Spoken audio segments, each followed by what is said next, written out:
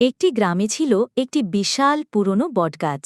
সন্ধ্যা নামলেই গ্রামের লোকেরা সেই গাছের ধার দিয়ে যেত না। সবাই বলতো ওই গাছে ভূত থাকে। কিন্তু গ্রামের এক কিশোর রায়হান এসব বিশ্বাস করত না। সে খুব সাহসী ছিল আর ভাবত ভূতটুত কিছু না, ভয় দেখানো সব গুজব।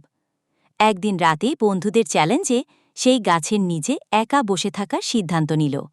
হাতে একটা লণ্ঠন আর সঙ্গে একটা রুটি আর মুরগির টুকরো। ভূত আসলে ওকে ভোজ দিয়ে শান্ত রাখবে বলে সে মজা করল। রাত 12টা বাজে। হঠাৎ ঝড় শুরু হল।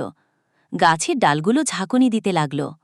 পেছনে একটা কণ্ঠস্বর, কে এলে রে, আমার খাবার নিলে কেন? রায়হান ভয়ে জমে গেল। চিৎকার করে উঠে দাঁড়াতে গিয়েই দেখল এক বুড়ো বাদর তার খাবার নিয়ে বসে আছে।